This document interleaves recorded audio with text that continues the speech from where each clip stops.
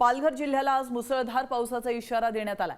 हवामान विभागाने पालघर जिल्ह्यासाठी ऑरेंज अलर्ट देण्यात आलेला आहे आणि या पार्श्वभूमीवर जिल्हाधिकारी इंदूर आणि जाखड यांनी पालघर, डहाणू आणि तलासरी तालुक्यातील शाळा, महाविद्यालय तसंच अंगणवाड्यांना सुट्टी जाहीर केली आहे।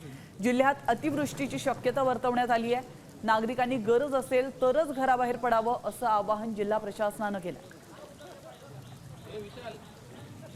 आपण पाहू शकतो पालघर मधली ही दृश्य आहे। या ठिकाणी मोठ्या प्रमाणात पाणी साचलेलं आहे। शाळा कॉलेजेसना आज सुट्टी जाहीर करण्यात आली। तर शाळा, महाविद्यालयांना पालघरमध्ये सुट्टी असणार आहे। विद्यार्थी आणि पालकांसाठी अतिशय महत्त्वाची बातमी, मोठ्या प्रमाणात पाऊस पालघरमध्ये कोसळतोय।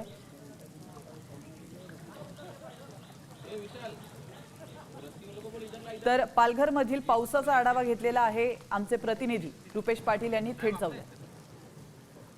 2 दिवस झालेल्या मुसळधार पावसाने पालघर मधील जनजीवन जे आहे ते विस्कळीत झालं होतं। त्यामुळे नदी नाले जे आहे ते ओसंडून वाहत होते।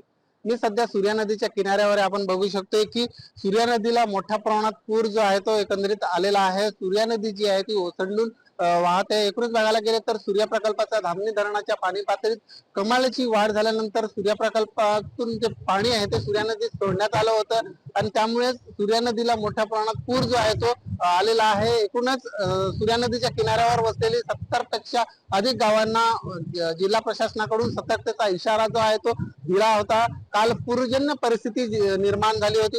संपूर्ण जिल्हा जो आहे तो जलमय झाला होता।